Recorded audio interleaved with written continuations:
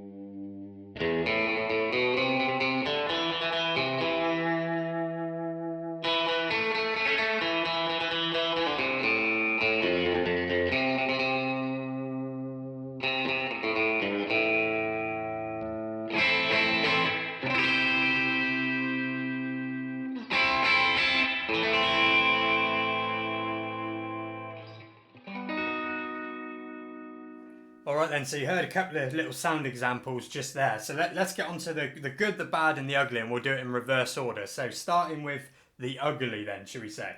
And this relic finish, whilst even from 2 feet away on the camera, I actually think looks okay.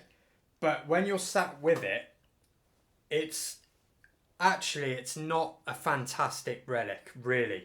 If I can kind of bring the camera in a bit more and show you, you'll get an idea of the templates look on the edges. They're very, very much so. They're too smooth. The shapes aren't really that natural. It's very good that you've got the yellow underneath the sunburst. You know, that's a nice touch. And certain areas of it are quite passable. I mean, you've got up here looks pretty good where they've darkened the wood off. Hopefully you can see that. And little marks like these ones, this one, they look, you know, they look passable, but honestly the relic isn't I don't think it's that good. And for those of you that have played guitar a while, or you know your Fender models, the early original sort of 2008 to say just a few years around 2008, the original road worn series Strats and Tellys that Mexico did, I still think they are far superior on the relic in front. I know they're a lot less relic, but the finishing and the relicing they have is I think more desirable than this. It's not too bad, but it's just, I think they could have done a lot better. But there is a saving grace to that, right? Because people have compared these to the vintage guitars on the relic, and that's probably fair to be, they are in that similar kind of artistic style, which is passable but not amazing. Where this is far better than the vintage though, is because it is a proper nitro finish, it is very, very easy to start roughing up these edges, add a couple more dinks.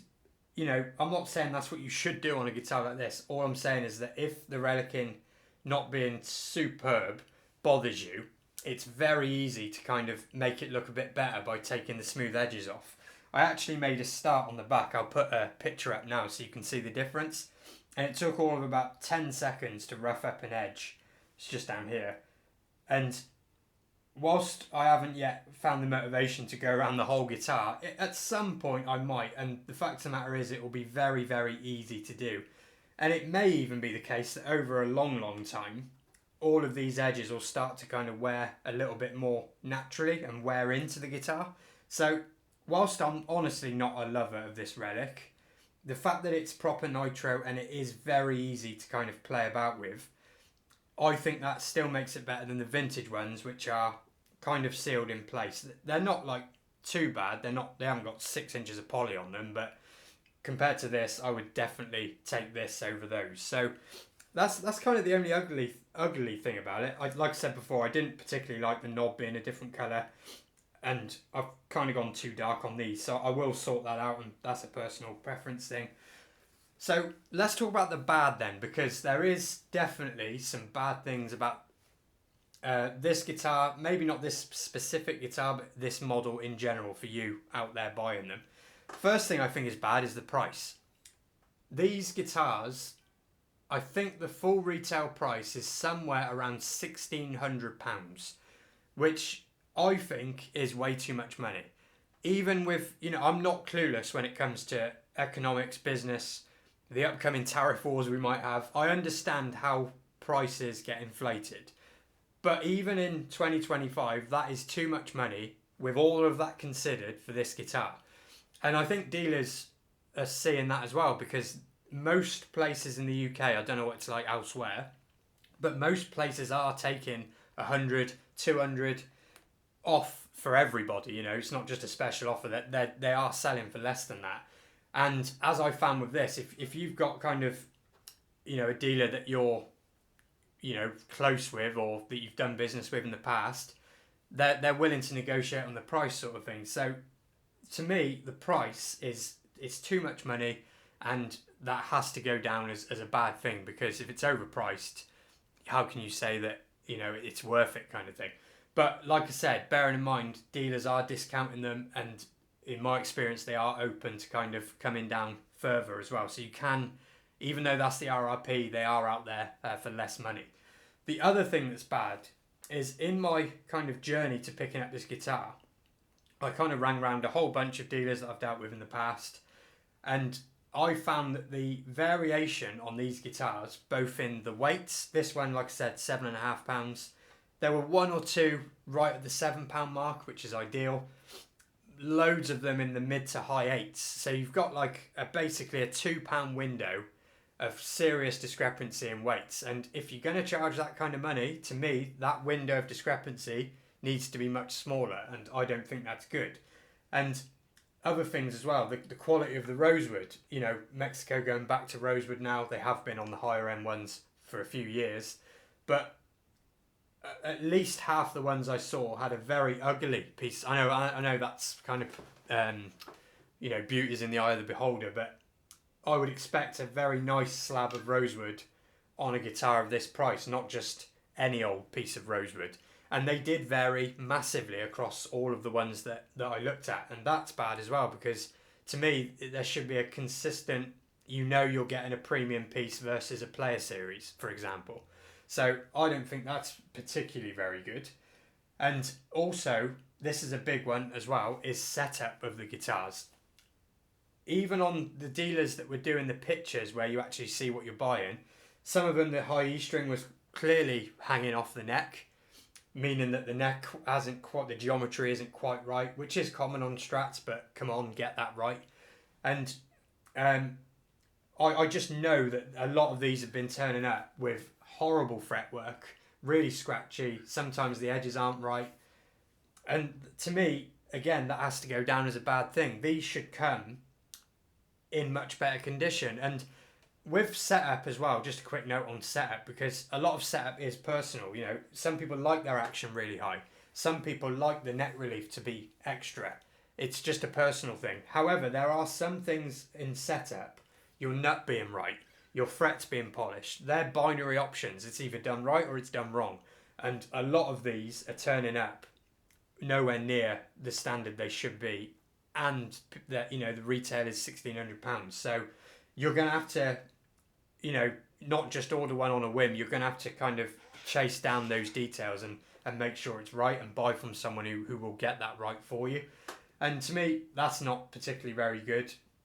The only other thing is, on this neck, the nitro finish, I have very, very sweaty hands. That's just a thing that I have. And I have found this neck to get quite kind of sticky, to the point where I've started trying to polish it a bit and looking into ways to smoothen the neck out. I don't want to sand it down, but I'm sure there's ways I can make this less sticky. So that is about that's all the things that I don't like about it. And you might be thinking, bloody hell, he's bashed that guitar kind of thing. But let's get on to the things that I do really like about it. And let's start with the pickups. These pickups are some of my favourite Stratocaster pickups, and I have had a bit of a journey with playing with many, many different types, and these are some of the best ones. And again, much like the Isbell Tele set, I think that whoever's in charge of designing the pickups for these higher end Mexican guitars is doing a fantastic job. They sound incredible. The other thing that I really like about it is the neck profile. It is 100% unique to this guitar. And I have played, probably half a dozen original pre-CBS Stratocasters, and some of them recently too. And whilst the carving's not completely accurate, because on the original ones, this area up here, it's a much more kind of smooth affair and it has a visual appeal. This still has the more sharpened lines. But the neck carve itself, the way that around the sort of cowboy chord area, it's very narrow. It's still got a nice curved C. There's no flat spots, but it's super, super narrow. And as you come down, it gets noticeably wider and slightly thicker. And all of the pre-CBS Stratocasters I've played have that characteristic. They are very skinny at the top. But as you go down, I'm talking sort of 60s pre-CBS, by the way. I haven't played any 50s ones. But, this era pre-CBS, this neck carve is clearly unique to this guitar, and it's clearly been well thought out. And it is probably my favourite neck carve I've ever played on an Avery reissue, the Mexican reissues, the American Standards, the Player Series. This has probably got my favourite neck on it. And I love a neck that, even though it's small, it never feels skinny and crappy in your hand. Because it's all, very nice kind of curves on it. It doesn't give the impression that it's just like a tiny, flat Ibanez neck or something like that. It's an absolutely lovely, lovely neck. I love the fact that you got the Jessica fret wire on it, like I said before. And the other thing is the detail in the electronics. They could have just put in CTS pots, normal orange drops, and away you go kind of thing. But the fact that they've put paper and oil caps in, which I personally, it's one of them details. If you appreciate it, you appreciate it. If you don't, you don't. It doesn't really matter. But I like the fact that they've done it. I've done the same to one of my Eastmans, and I do think they're the right caps for a vintage style guitar. And the treble bleed as well. works brilliant. I've had treble bleeds before, they're a bit hit and miss, but on this I think it works great. The only thing is I will wire the tone control to the bridge because I do that on all my Strats and have done. I just think it's essential really. But so across all of that, the sound of it, the way it plays, the neck carve, the little details in the electronics, I love the pickups, the bone nut, the Jessica frets. There's a lot to like about this guitar, and if you put in the effort to find a lighter one, the nice rosewood one, and make sure the dealer's going to, you know, not send it out with rough frets and all that kind of stuff. All the steps that I took, basically, but instead of just buying one blind, I stand by this guitar. I think it's great. And I'll even go as far as to say, and this might be unpopular, but with the recent Fender Standard Series announced, where you're getting ceramic pickups, Laurel fingerboards, just every part of the guitar is completely incorrect. And I've watched videos on the sounds. I've never liked ceramic pickups in Strats, and I think they sound crap, and they're 500 quid with Fender on the headstock made in Indonesia. And I understand from a business point of view why they're doing that, because they need to fill that price point and all that. But to me, that is, I hated seeing that guitar announced. I thought it was a complete waste of time just so it's got Fender on the headstock. I would actually rather Fender do more things like this in that higher price bracket, because at least you're getting attention paid to certain details, and it's, as a player, it's a much better thing to own long term rather than just focusing on cheap guitars with their name on it. I would much rather them do this but bring these price points to a slightly more sensible place rather than introduce cheap, horrible guitars. So, little bit of a rant there on the new Fender stuff that I didn't necessarily intend to do. But that is my thoughts on the Mike Mcready. Hopefully you enjoyed the video, and I will see you again very soon.